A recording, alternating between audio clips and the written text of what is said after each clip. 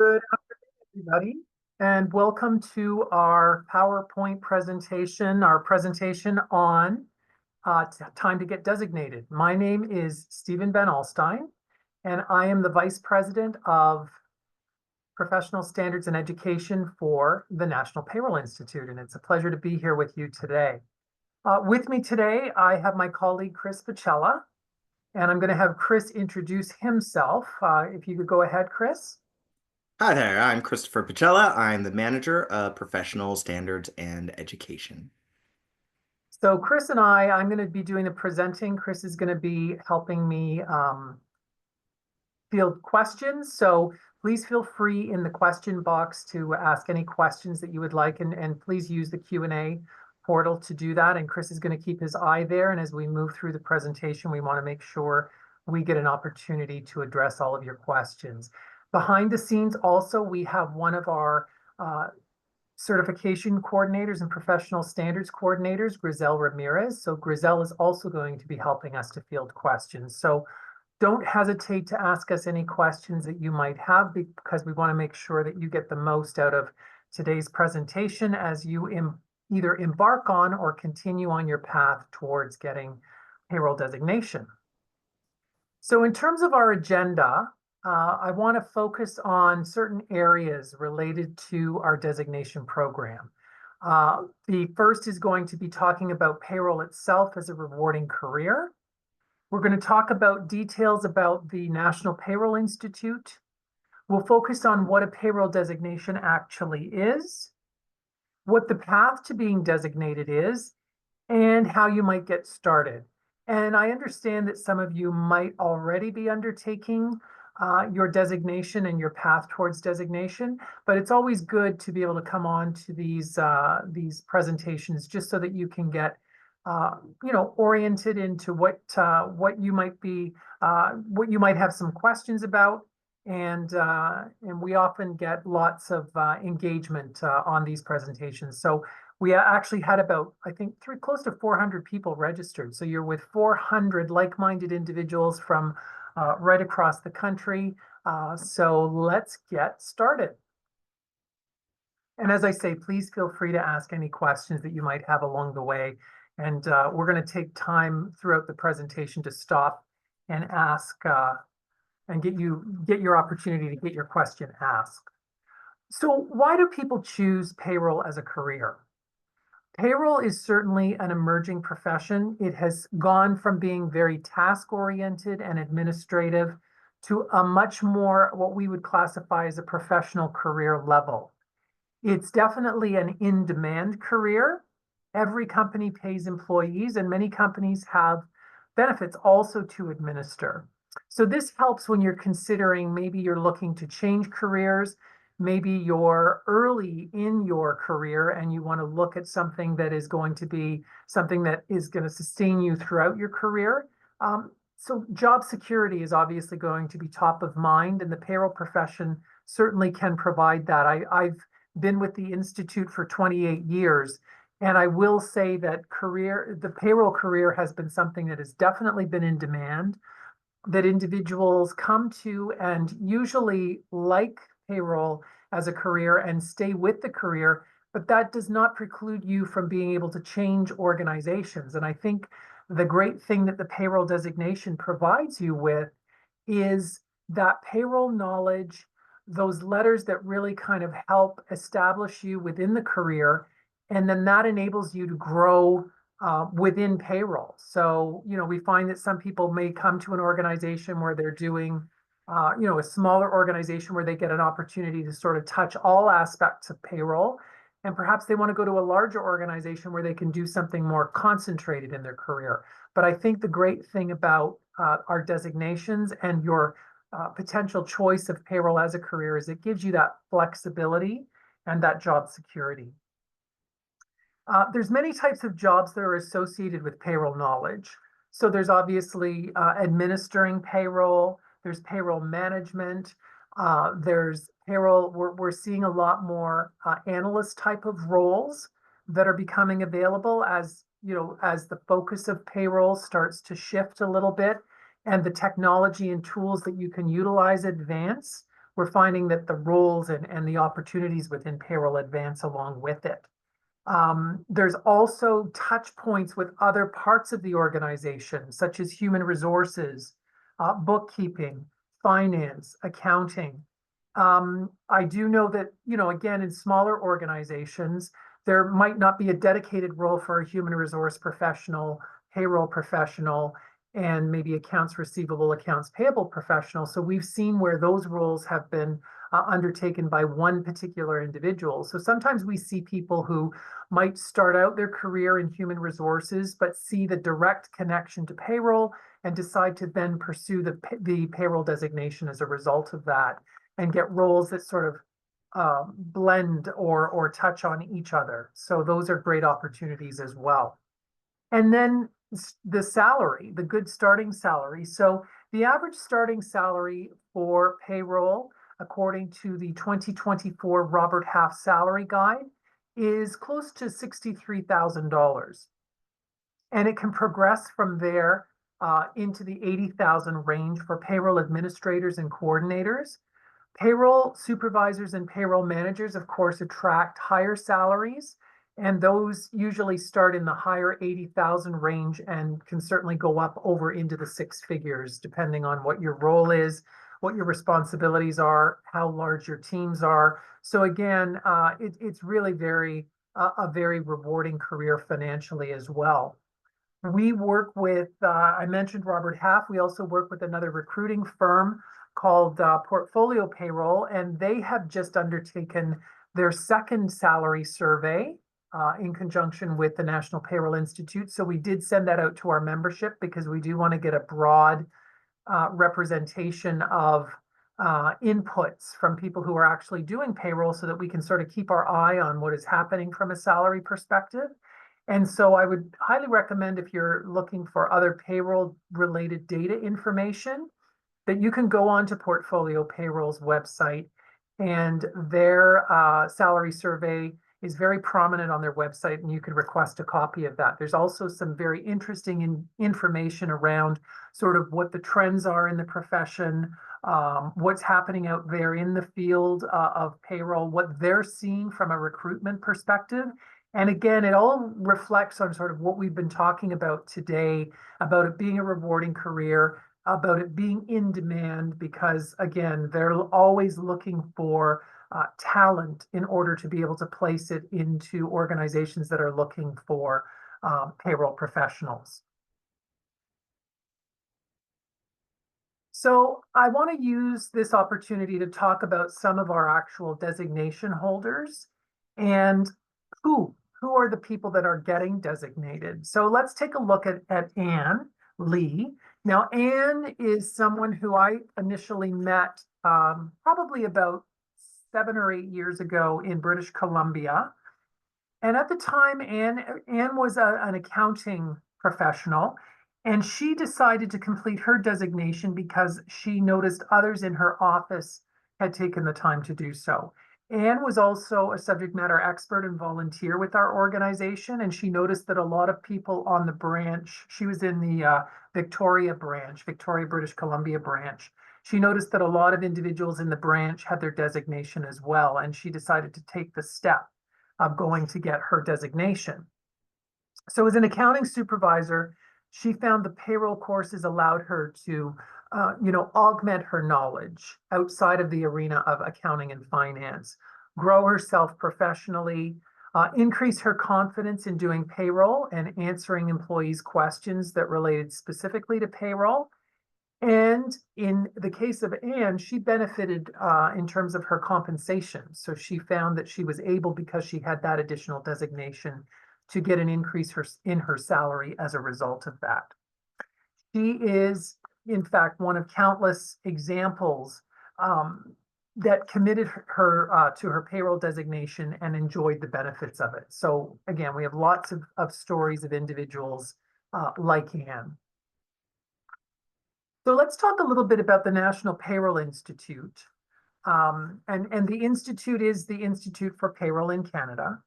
We are a membership-based trade association that was founded back in 1978. So we're one of the more younger associations when you look at the HR profession, the accounting profession. But we are not unlike those organizations. So human resource professionals, there's lots of professionals that have designations that really kind of represent and speak on behalf of the profession. So we were founded in 1978 because a group of professionals who were doing payroll discovered that the government was making changes to regulations and requirements for payroll without getting input from the individuals that were actually doing it. So we felt it was important at the time, to those individuals felt it was important to come together as a group, as a professional group, form an association, and start that dialogue between government. So that is how really the National Payroll Institute, formerly called the Canadian Payroll Association, was founded a number of years ago. And basically, since that time, we've obviously evolved and developed our education and training programs. We've gone from a certification program to designation programs that have really become known as the gold standard for payroll knowledge. So anybody wanting a career in payroll, really the designation is a critical part of that equation. You can certainly do payroll without it, but it certainly gives you much more of a leg up when you're looking at the ability to, again, start your career, advance your career within payroll. So we're highly respected in the payroll profession and by government. We offer comprehensive designation programs in a wide variety of both online and in-class professional development options as well. So we're constantly looking at ways for people to grow and learn in what they're doing. We keep members up to date with legislative changes federally and provincially. And of course, there's been some dynamic shifting happening. A lot of provincial governments are tabling their budgets and making some payroll changes, certainly basic exemption amounts like the province of Manitoba, I believe the province of Saskatchewan as well. So we keep the profession basically abreast of all of those changes that are happening. And we advocate to government on behalf of our members to make payroll administration more efficient and more effective. So there's some major projects that we're working on right now that we're going to undertake to do that. So I'm going to do one more slide to talk a little bit about what we call the company that we keep, and then I'm going to just turn it over to Chris to see if we've had any questions coming in. But looking at who we are and who we represent. So again, remember that I said we're not a regulated profession. You don't have to be designated in order to do payroll. We're what we would call self-regulated. But even still, we represent over 40,000 payroll professionals. We actually, this slide, we need to update it. This just tells you how dynamic our designation holder number is. We're now up over 17,000 designation holders. And back in 2022, we had close to 1,300 graduates. And I think in 2023, we had even more. I think we had close to 1,500 graduates. So we're continuing to grow the profession. We automatically or naturally lose designation holders every year as people maybe move out of payroll or they retire or they change roles. But it just goes to show you that as we continue to increase our designation holders, we're gaining more designation holders than we're losing. So again, that speaks to how the profession is advancing. Chris, do we have any questions? We do, Stephen. We've got a very eager bunch. Excellent. Lots of energy. I love it. So first off, you mentioned a couple of companies about staffing earlier in the presentation. Yes. Can you repeat those companies? Yes. So the one company is Portfolio Payroll. So again, if you just simply Google Portfolio Payroll Canada, you will find that organization. The other one is Robert Half. Robert Half is again in the accounting, finance, and payroll space. So they're a big recruiting firm as well. So I'd recommend you also could Google Robert Half Canada, and you'll find access to both of those organizations. And they're super helpful in terms of assisting individuals in getting registered and giving individuals opportunities depending on your experience level. Perfect. Thank you. Um, Another question that we've got, a lot of the participants have concerns about gaining experience, getting that first job, getting the foot in the door. Can you recommend any job portals or positions for a recent PCP graduate with no experience in payroll to get started on their career? Yeah, I think again, going to recruitment firms is a great way to sort of tap into job availability and positions that are available and get guidance from those organizations. That's one avenue. The other avenue is we have a Job Connect posting service here at the National Payroll Institute that does post available roles right across the country that are available. Now, some of those roles will be looking for individuals with more experience, but some of those roles are also looking for individuals that don't have as much experience, the more entry level opportunities. And remember, we all don't come to the job market with skills. We all at some point are, we all lack experience. So I think the key is, really making sure that your resume is effective and reflects some of the experience you have, that really where there's transferable skills, and that you present yourself well. So you practice those interview skills. We've got some great toolkits on our website that assist individuals in these areas. So I think, don't look at a lack of experience as a negative. Look at the other things you can do as a positive, which is getting your resume polished and making sure that it truly reflects some of the transferable skills you've got and the experience that you do have that could be useful. And interviewing, like know the questions that, or be prepared for some of those questions that you might get asked, so you can really truly reflect some of that experience that you have. And network, make sure that you're getting out there and networking.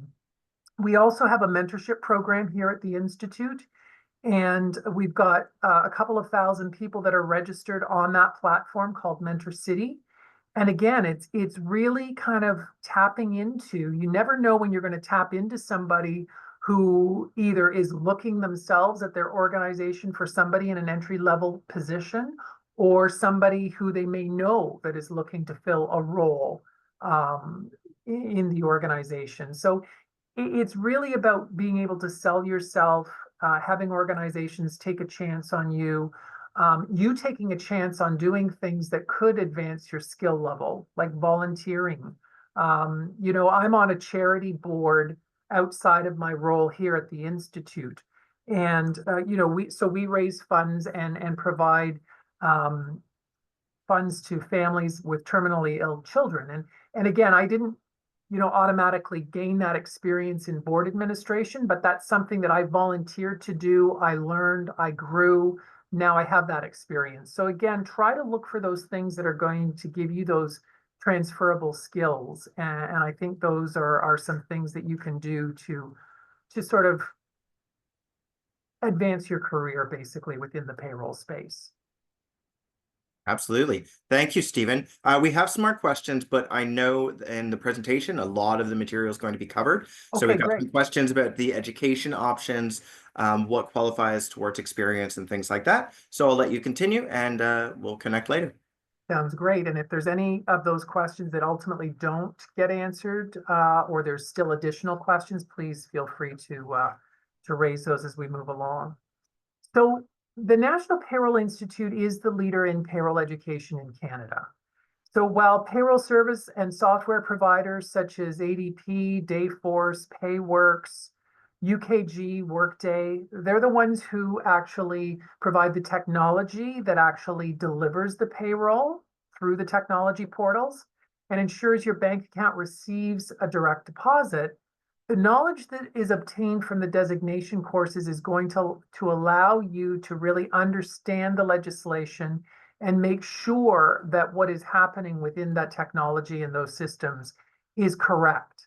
And I think one of the biggest frustrations I get and I hear is when people say, well, why am I learning how to calculate this manually? Or why am I trying to understand this? Because the system does that for me. And I think we have to make sure that we understand that there is this connection between all of these elements, the employer, the service providers, the employee, government, which provides the legislation, and how all of this is interconnected. And there is a responsibility for us to understand how that all works. So both payroll professionals and service providers rely on us at the Institute to keep them obviously up to date. We've already spoken a little bit about that. Professionals for knowing the rules of employment, like overtime rules, and service providers for ensuring that the programs are compliant with new government legislation. So for example, every year when the tax rates or the basic exemption rates, or if there are tax changes, when those change, the formulas for calculating the actual statutory withholdings, those change, those need to be programmed. That is where we rely on our service providers to make sure that they're keeping their systems up to date. So our designation seals, we've got our Payroll Compliance Professional, or PCP for short. This is the foundation for a career in payroll and essential for anyone that is administering payroll in Canada. So I always say this is sort of the foundational knowledge that is necessary to actually deliver payrolls for organizations. Training is important in any profession. You wouldn't obviously be an electrician without making sure you know what you're doing, because you wouldn't want to get electrocuted. You wouldn't want to be an accountant without training, and payroll is obviously no exception. You want to make sure that you're understanding all of the necessary legislative and regulatory requirements. And again, the hallmark of the profession is paying employees accurately and on time. There's statistics that show that if an employee was unsure of the accuracy of their payroll and how the organization was paying them, they wouldn't be very keen potentially on staying with that organization if they felt that their pay wasn't correct. So again, we play a very critical role. We say that we're at the heart of business because, obviously making sure that people get the funds that they need to pay their mortgages, to purchase their food, to support their families. These are all very important.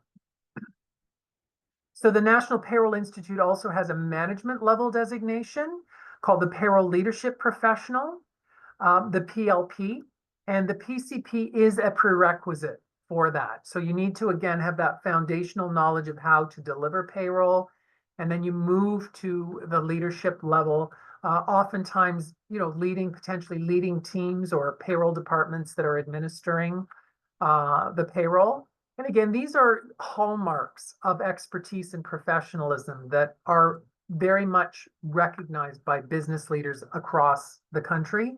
And as we continue to grow our numbers, as I say, we're well over 17,000 designation holders. We're creating a vibrant community of payroll professionals, and people are proud to be a part of that community. So there's so many reasons to become designated. So why would you want to become designated? First of all, we've already emphasized job readiness. You can be hired and perform at a high level, obviously, because you've got the knowledge and the job readiness to do that. You're more attractive to employers, so they can be sure you're competent from the comprehensive education and training that you have received. And I've actually seen circumstances where payroll designations are not viewed as an asset, they're viewed as a requirement. So some organizations may not even look at a candidate for a role unless they hold the designation. So we're seeing that more and more in the job postings that are done. And then one of the last things is just basically the confidence and the respect of colleagues. So having those letters behind your name are really critical to say, I am a designation holder within my profession. And that's really very important. We've talked a little bit about the salary, and I'll spend a couple of minutes talking about that or reiterating that. And then we'll maybe go to addressing some more questions, Chris. So again, according to Robert Half Canada, payroll compliance professionals earn more money. And they can earn up to $10,000 per year. That's basically what would be seen as the equivalent of a salary band. And if you consider what that would represent over the course of a decade, that's $100,000 more in salary based on getting that designation. So my question to you would be, why wouldn't you want to be designated? Why wouldn't you want to go the step of taking those courses with everything else that we've talked about that it provides you with? When you layer on that capacity for better earning or greater earning potential, I think it just stands to reason. So Chris, are there any additional questions that have come through? Sure. So we've got a question about the PLP and the eligibility for it. So Yes. the question is, will a PCP designation and years in Canadian payroll help bridge the gap in order to get the PLP? So is an experience requirement that is necessary in order to get. So again, we've already established that you need the PCP or you have to hold the PCP in order to take the PLP.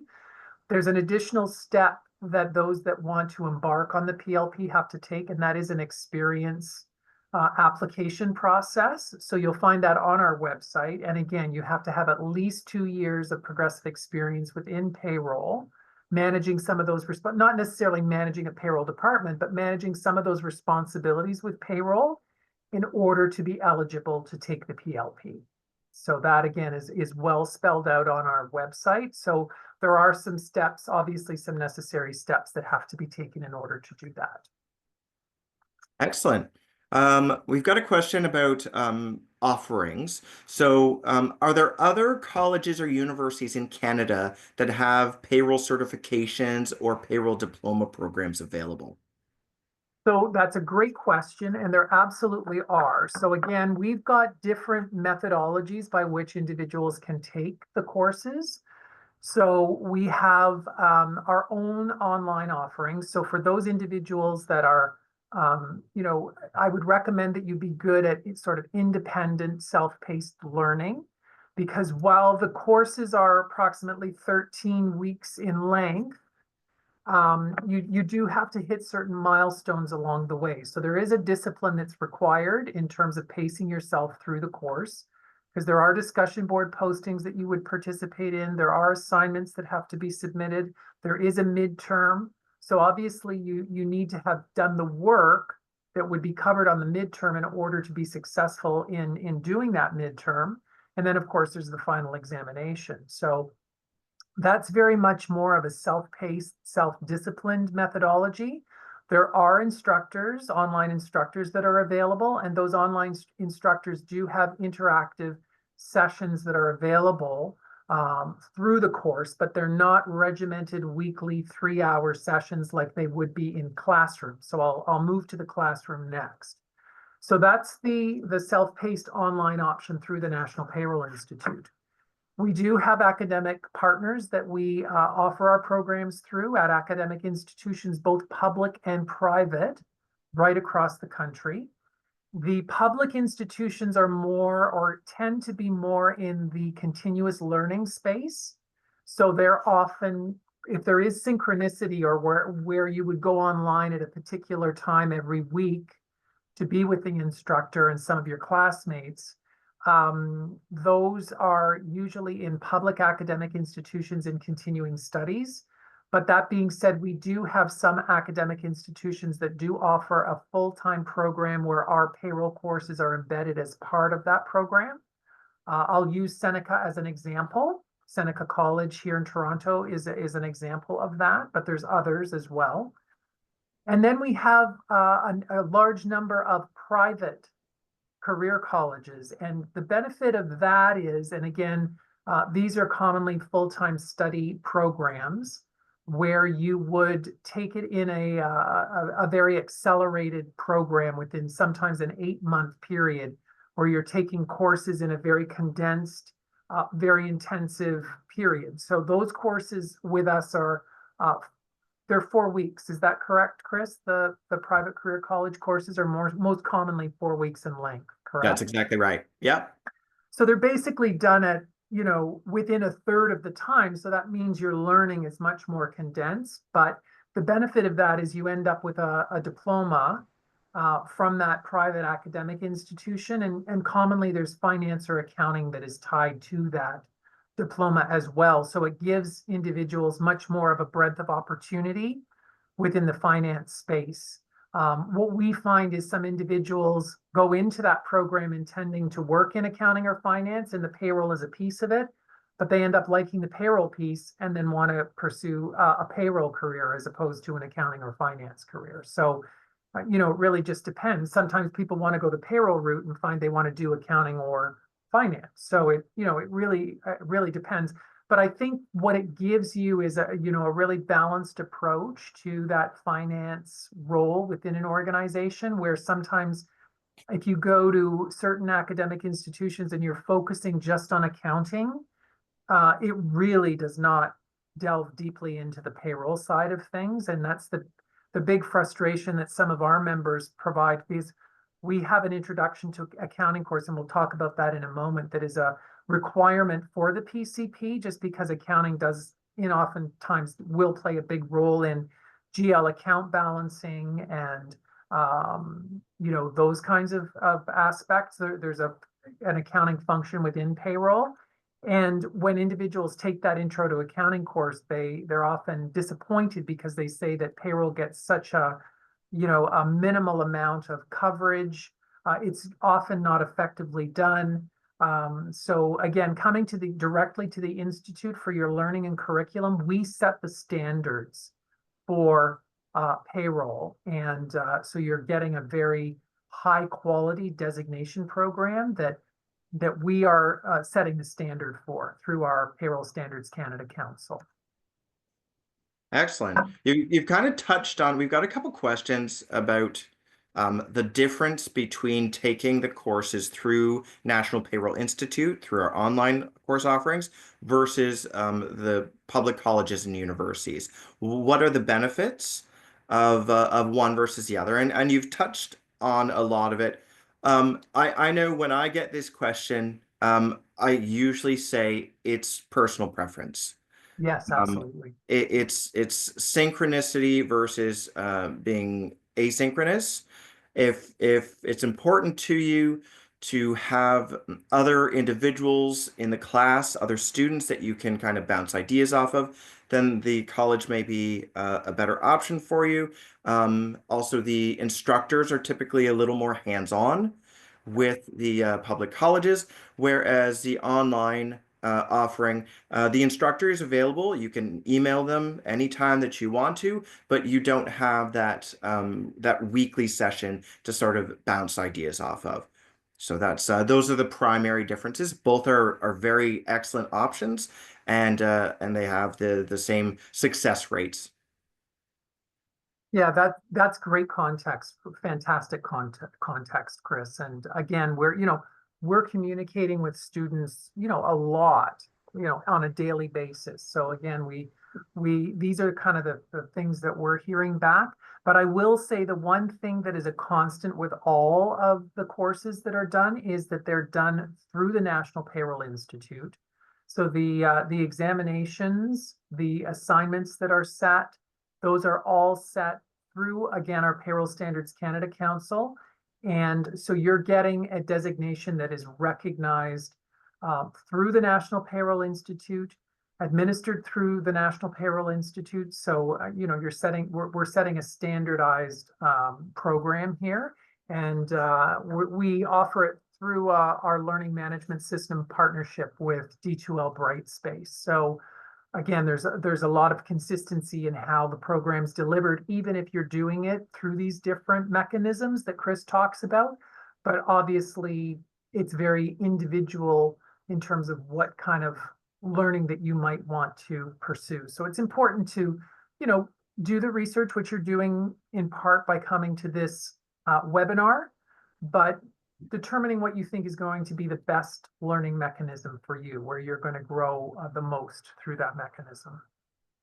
One more quick comment on this study stream question. There is a question about the price difference between the online versus the public college. So the price difference is there because when you take the course online, there's a single fee that goes to National Payroll Institute. When you take the course through public college, there's a fee that goes to National Payroll Institute, but there's also a second fee that goes to the public college. So it's a dual registration process that students go through. So the cost is very much aligned for both of these study options. Yeah, that's great. Great additional context. Thanks, Chris.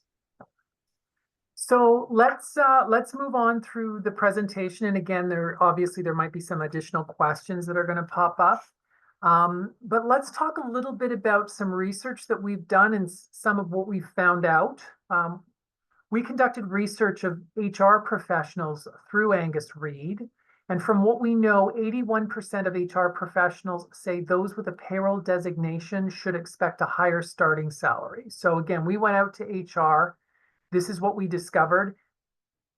The second stat is that 79% agree that they would use a designation to break a tie between otherwise two equal candidates. So again, that's important. That's that point I was making earlier, where some organizations are actually not saying it's an asset; they're making it a requirement. But in this instance, almost 80% of HR professionals said they would use the designation as that tiebreaker if one person had it and one person did not. So another testimonial. This is from Sharon, who said, once I started the first PCP course, everything seemed to fall into place. I now began to fully understand Canadian payroll. It was like a light went on. I was now armed with information that enabled me to carry out my duties with confidence and accuracy. So this is feedback that we receive over and over. Payroll professionals gaining confidence and ability by completing the designation. And again, we have people that have had long careers in payroll that have never become designated, or people who may be early in their career and have decided to get the designation. Or in some cases, some of you might be people that are just exploring payroll as a profession and are deciding your first steps are going to be taking the academic requirements to do that. And we've had an array of all of those different types of individuals. So don't feel inhibited if you don't have any experience, or if you have some, or if you have a lot. I think the designation lends itself to anybody that would find themselves in any one of those categories. Another testimonial from a graduate who is actually working in both payroll and human resources. As I said, we see some crossover there with regard to the payroll and HR profession, just as well as we see sometimes crossover between finance, accounting, and payroll. But this individual, Madura, said, my designation gave me confidence, gave me knowledge, and it made other people listen to me and respect my recommendations. It allowed me to actively participate in discussions with senior and executive management. Furthermore, it allowed me to make changes in my company. So again, having those letters, comes with an authority of knowledge. Madura talks about having a voice after becoming designated and being valued at work. And I think that's an environment that anybody would want to work in. So having that designation certainly gives you that benefit of getting that, again, that additional credential that holds that validity to it. So here's the pathway to becoming designated. And we've alluded a little bit to this. We've talked a little bit about experience. We've talked a little, I've mentioned the Introduction to Accounting course. But in terms of PCP itself, the Payroll Compliance Professional designation consists of 4 courses. 3 of those courses are through the National Payroll Institute directly, and we are the only organization who offers these courses. So again, we've talked a little bit about the modalities or the mechanisms by which you can take the courses, and I'm going to reiterate those in a moment.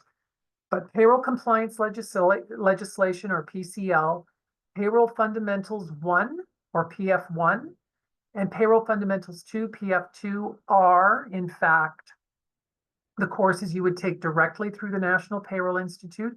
If you're taking it through a public academic institution, you need to do what we call a dual registration.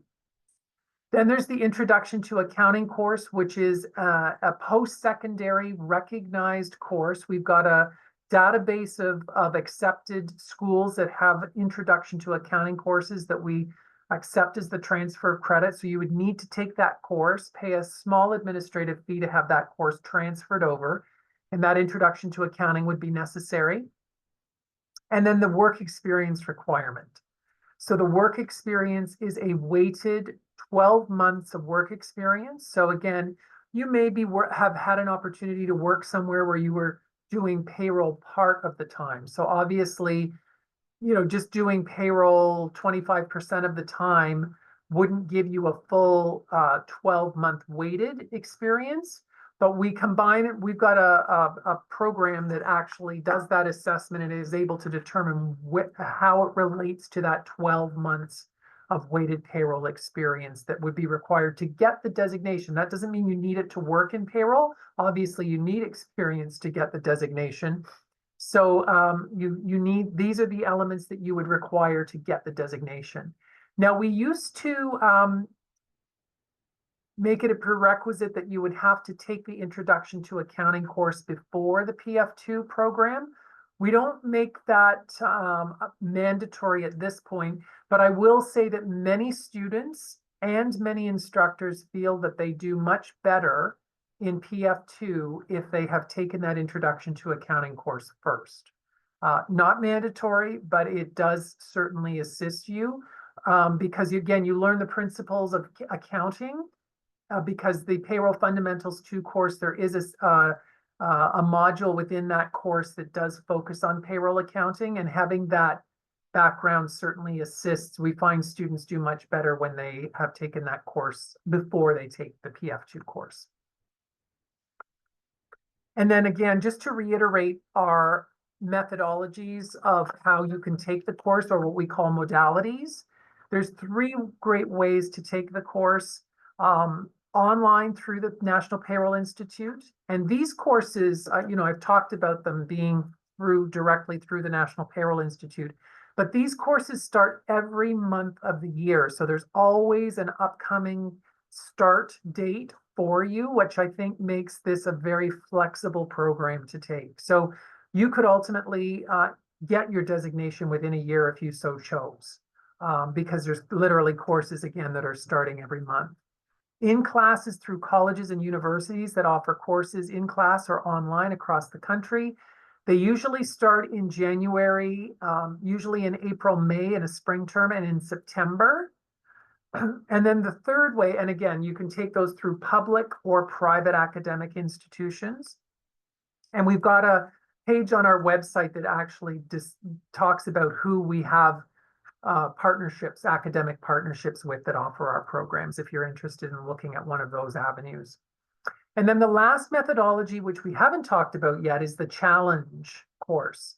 And this methodology is usually recommended to individuals who have considerable payroll experience, that they can challenge the course exams only. So if you challenge, basically you're getting the curriculum and you're choosing to write the exam within a certain time frame, and your mark is literally 100% of that exam mark. So that represents your mark for the course. So you receive the material, you have a time period by which you complete the exam. Again, some people with lots of experience tend to gravitate towards this methodology. Again, especially if they're wanting to accelerate through the designation.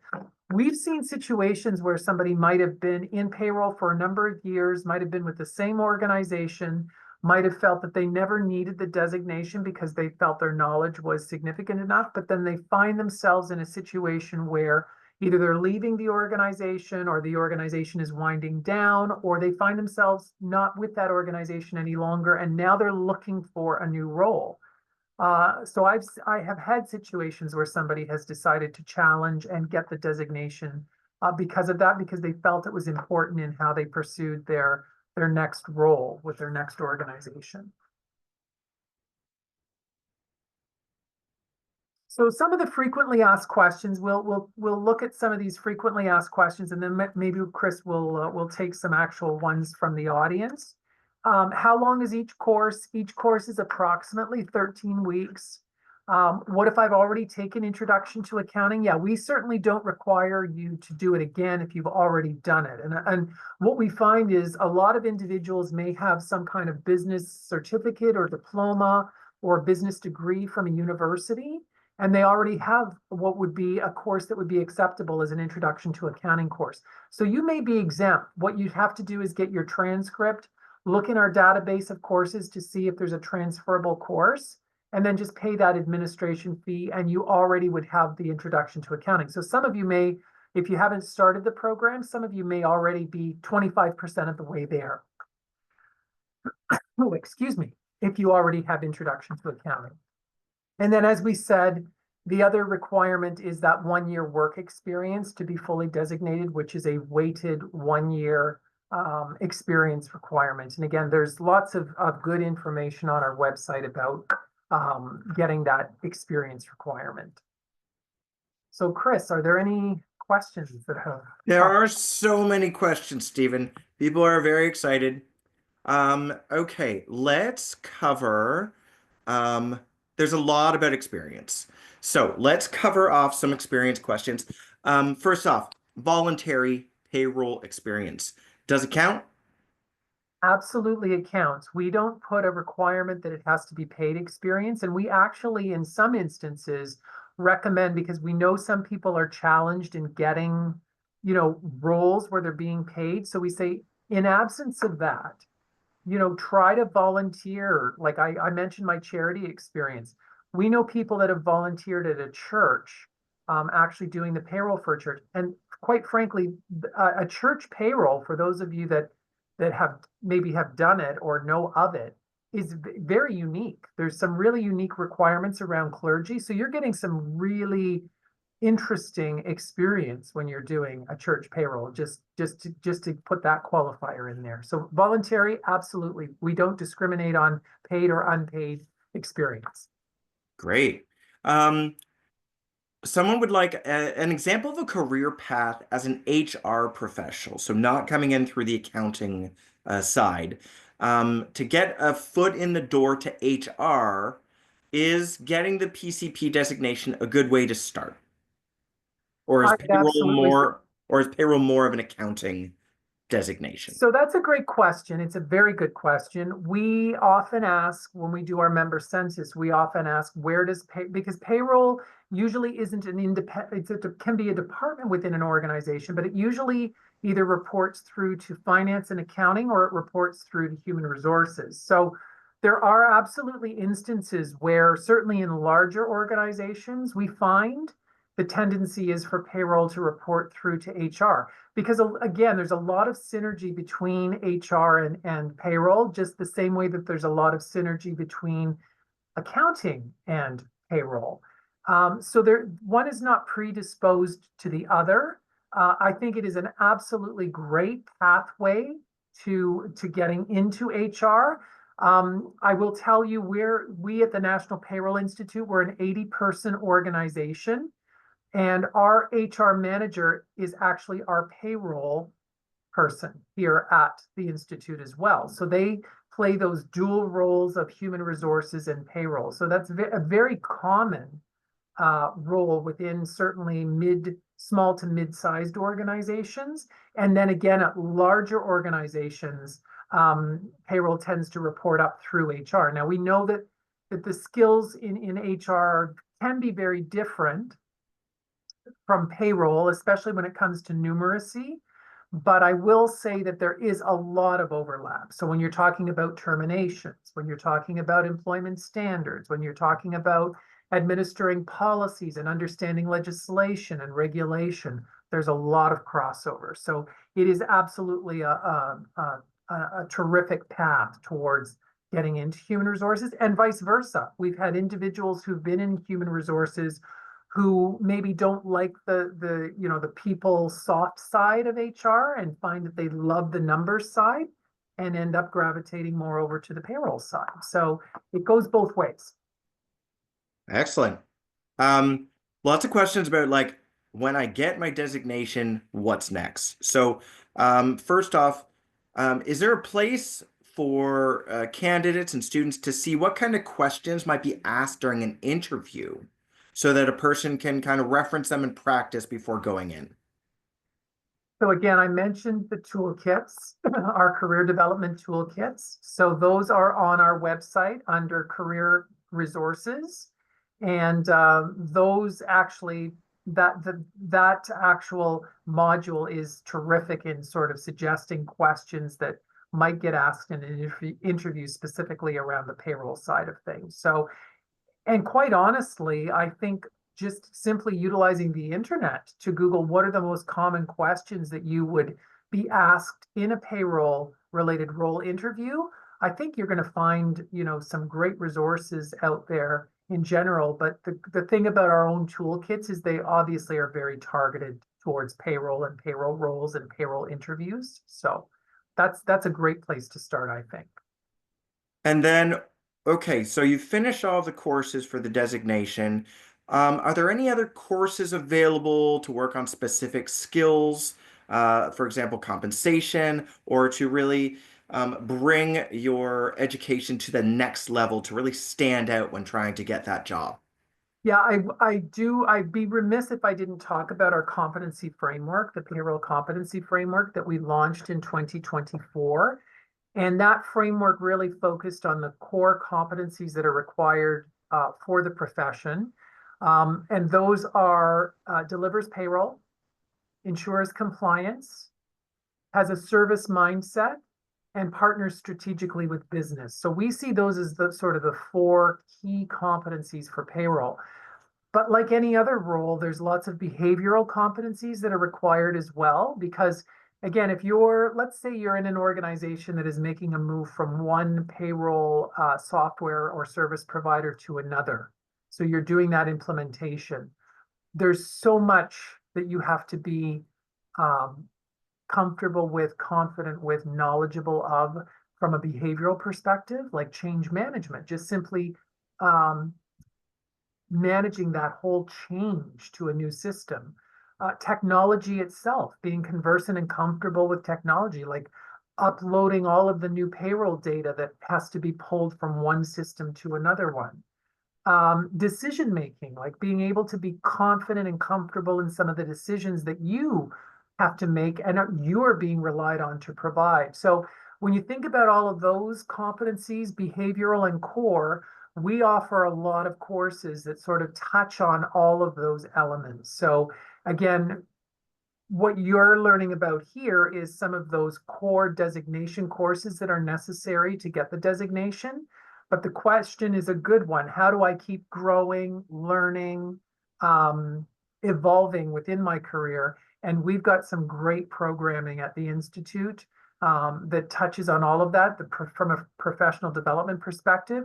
But we also recommend lots of other avenues that you can go to in terms of advancing that knowledge and growing your skill set.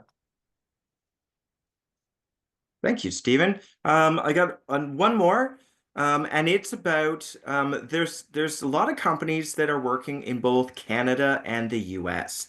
So there's some questions about is there a coordinating organization in the US around payroll studies? How are they related to NPI? And can US payroll experience qualify towards the experience requirement? Yep, terrific questions. So again, first of all, I'll start out by saying our sister association in the United States is, again, we used to be called the Canadian Payroll Association. They used to be called the American Payroll Association. We're now the NPI or National Payroll Institute. They're called Payroll Org. We have a great strategic partnership with Payroll Org. So we offer knowledge courses around US payroll through the NPI to individuals who want to become more knowledgeable about US payroll and vice versa. They offer Canadian payroll related courses. Also, that being said, we do find that, since the pandemic especially, obviously the globe has become more borderless. So there's a lot of people that are working in Canada, doing US payroll, vice versa, remote employees, all of that sort of thing. So there is a lot of transferable skill there. But in terms of getting our designation, when you think about the Canadian designation, it is really around, and there is a lot of synergy between how you go from gross to net pay, but there's a lot of differences in how you get there. Obviously, we've got CPP and employment insurance. They've got FUTA and FICA, which are their equivalent social security deductions and unemployment deductions. So you're learning about the specifics of the legislation and regulation around your country's payroll. So we do specify that the experience does have to be Canadian because, again, the legislation and regulation is Canadian specific. And likewise, the United States would have that requirement that their experience would have to be US experience as well. That being said, the experience you have in either country is valuable as you build out your expertise and your knowledge. So Chris, I'm just going to quickly finish up because we're almost at time, but I'm just going to finish up with these couple of slides that we've got, and we'll see if there's any opportunity to do any wrap-up questions. So again, Chris did talk a little bit about the differentiation in price. So you can see again, the online course is $649. The challenge is less because you're not with an instructor. So there's a little bit of a differentiation there. And then the public college, we have a fee that we charge, but the college also has a fee. So commonly those are, I can say in Ontario that the tuition fees in Ontario are around $350 from the college as well. So you're looking at about $700. So it is a little bit more expensive to take it from the public college, but I will say again, you're getting that instructor interface. So that's oftentimes seen as a more of a value add there. And then we've got specific, what we call candidate membership fees that have to be paid as well. So there, when you pay the membership fee of $105, it's classified because you're taking courses as a candidate membership fee. So there's not any other membership fees that you have to pay. That is your membership fee. So how can you get started? If you'd like to sign up for designation courses, the great news is, as I said, it's quick and easy. We have the courses offered often. Sign up can be completed online at our website at payroll.ca, and I'm sure some of you are familiar with that. We accept all major credit cards on the website, giving you different payment options to choose from. And I will warn you that registration we like to close the registration 5 business days before the course starts. So make sure that you're sort of working those parameters into the equation when you're planning. So we did get an opportunity to go through a lot of questions. I will put up our additional information. If you have questions that may or may not have been addressed, please feel free to reach out to our great accreditation staff and professional standards staff. As I say, Grizel has probably been busy potentially answering some questions behind the scenes for us. So payroll.ca is our website. Accreditation at payroll.ca is an email address you can send direct questions to. You can also call us, and you can obviously find us on social media as well. So that's the formal side of things. Chris, are there any last comments or questions you might like to squeeze in? We still have a good number of questions. It's again a very engaged audience. People are excited. We will be downloading the questions that have been submitted, and my staff and myself will go through the questions and send out responses to each of you who have submitted. So thank you so much for participating and for being so engaged and being excited about learning about the designation. Yeah, thank you all, everybody. And I want to wish you the best of luck on your path and your career in payroll. And certainly Chris and I hope to see you someday at either an NPW event, a conference, a designation recognition event. So again, thank you for choosing payroll and all the best. Thank you.